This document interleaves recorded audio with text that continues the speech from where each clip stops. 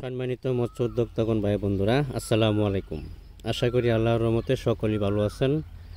আমার এই ভিডিওটি দেশ এবং প্রবাস থেকে যে যেখান থেকে বসে দেখতে পাচ্ছেন, ভিডিওটি ভালো লাগলে একটি সাবস্ক্রাইব করে রাখবেন পরবর্তী নতুন ভিডিও দেখার জন্য।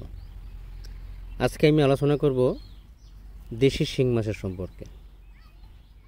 কিভাবে 6 মাসের ভিতরে কালচার কমপ্লিট করবেন দেশি শিং মাছের পোনা। আপনার একটি কথা মনে রাখতে হবে যে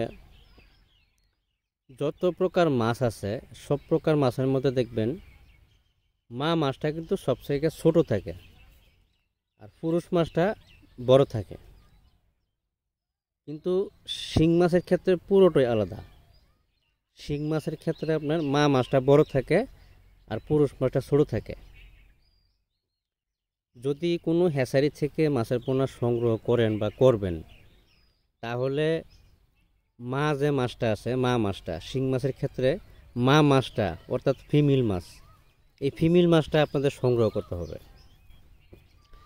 যদি আপনি এবারিসে মাছের পোনা সংগ্রহ করেন তাহলে লসের সম্মুখীন হওয়ার সম্ভাবনা বেশি। কেননা পুরুষ মাছটা তো আপনার 8-10 কেজি আসবে না 6 মাসে, কিন্তু মা মাছটা 6 মাসের ভিতরে 8-10 কেজি আসতে বাধ্যতামূলক। কেননা কারণ মা মাছটা সবথেকে বড়, পুরুষ মাছটা ছোট। আপনি যে কোনো হ্যাচারি থেকে মাছের পোনা ক্রয় করার সময় ভাইরাস মুক্ত এবং কি রোগ মুক্ত মাছের লেজ বেকাতেরা বা বডি বেকাতেরা,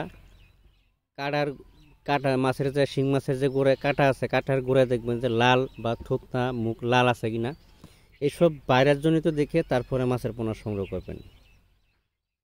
কারণ ভাইরাস মাছের পোনা আপনাকে যখন দিবে, মেডিসিন দিয়ে দিবে, মাছ আপনার সুন্দর মতো জায়গার মতো ভালোভাবে যাবে, কিন্তু পুকুরে যাওয়ার পরে মাছ মারা যাবে। অর্থাৎ এসব প্রতারকদের কাছ থেকে বিরত থাকবেন। প্রতারকদের কাছ থেকে বিরত থাকবেন। বাইনা দেওয়ার পরে মাছ দেয় না, বা এই প্রতারকের চত্বর থেকে বিরত থাকবেন। দরকার পড়ে আপনার সরাসরি হ্যাচারিতে এসে তারপরে